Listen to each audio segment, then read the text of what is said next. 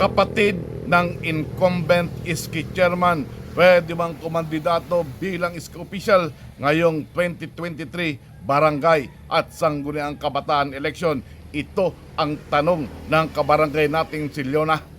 Huwag pong kalimutang mag-subscribe at click nyo rin notification bell for more legal information and advice. Attorney Dong, taga Roas, Palawan po ako. Sana maisama nyo po sa vlog nyo kung pwede po bang tumakbo ang kapatid ng iski chairman. Kasi po naguguluhan kami kung anong pinagkaiba ng barangay official sa iski official. Ang pagkakalam ko kasi, ang hindi lang pwedeng kumandidato bilang iski officials ay kung may kamag-anak itong incumbent barangay official. Salamat po, sana matugunan nyo po ang aming tanong.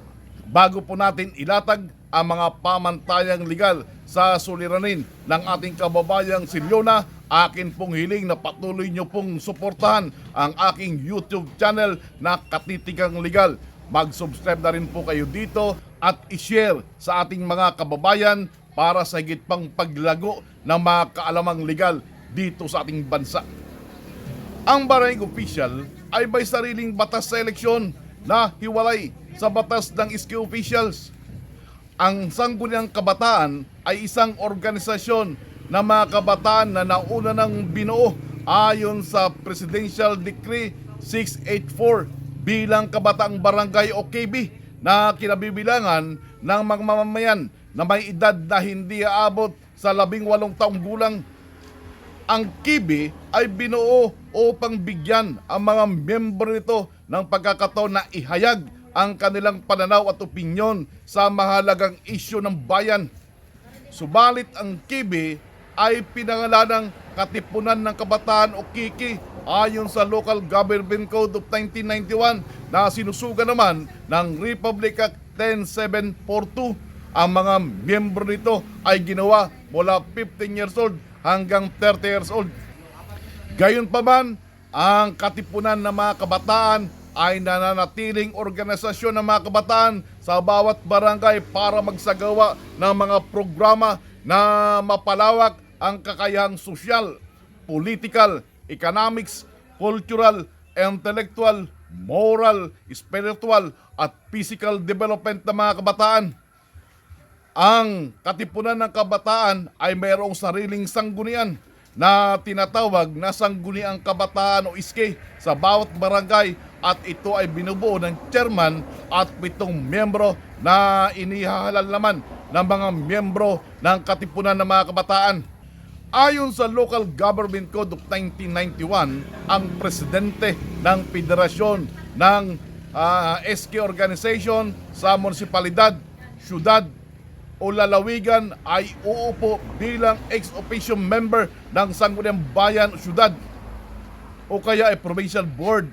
Ang iski chairman naman ng barangay ay uupo bilang ex-officio member ng Sangguniang Barangay. Ang pangulo po ng National Federation ng SK organization dito sa ating bansa ay uupo naman bilang ex-officio member ng National Youth Commission na may ranggong Department Assistant Secretary. Ayon sa Korte Suprema, ang Kongreso ang siyang may kapangyarihan na magtakda ng kwalifikasyon ng SK membership. Yung mga hindi na kwalipikadong maging miyembro ng SK ay walang karapatan na magreklamo tungkol sa karapatan ng mga miyembro ng SK.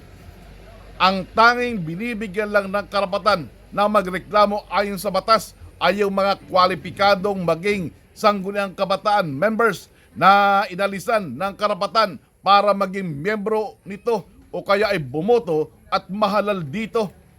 Ayon po sa Korte Suprema, ang SK membership ay hindi isang propiedad na ginagarantihan ng ating saligang batas dahil ito ay isang pribilehiyo lamang ayon sa batas at ang karapatan dito ay maaaring alisin o baguhin ng Kongreso. Yan po ang naging pahayag ng Korte Suprema sa kaso ng Monteclaros versus Comelec GR number 15-2295 July 9, 2002. Ayon sa ating batas, hindi pwedeng kumandidato bilang iski officials ang mga kamag-anak ng sinumang national, regional, provincial municipal, city at barangay incumbent official hanggang sa ikalawang antas ng kanilang relasyon o yung tinatawag na second degree. Ito ay ayon sa Section 10 ng Republic Act 10742. Sa makatuwid, ang asawa, anak, magulang, kapatid, lolo o lola at apo ng sinumang incumbent national, regional, provincial, municipal, city at barangay official ay disqualified na kumandidato sa pagiging iski official ng kanilang barangay.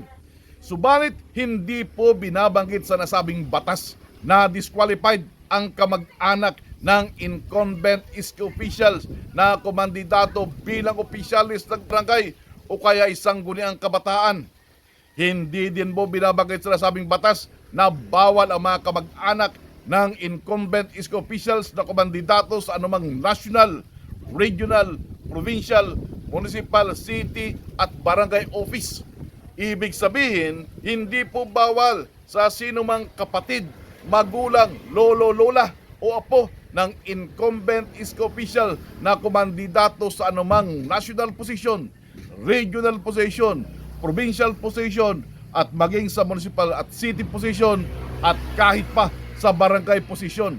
Dahil po exclusive lang sa mga opisyales na nabanggit ang pagbabawal na kumandidato ang isang iski official, ay ito lamang po ang disqualified sa ilalim ng batas.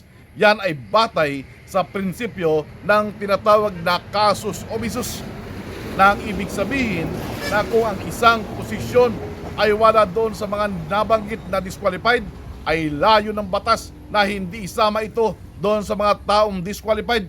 Ito po ang naging payag ng Korte Suprema sa kaso ng People versus Manantan 115 Philippine 757 1962 at nababanggit sa Aklat Nagpalo page 231, The Statutory Construction 1998 edition. Dahil dito, ang inyong abogado ay naniniwala na ang kapatid o sino mang kaanak ng isang iski incumbent official ay hindi po disqualified na kumandidato bilang opisyal ng Sangguniang Kabataan. Hindi din po disqualified na kumandidato ang naturang mga kapag-anak ng iski official o incumbent iski official bilang barangay official ngayong darating na 2023 barangay at Sangguniang Kabataan election. Ako po ang inyong abogado, Attorney Dong Balan, at ito ang inyong katitikang legal.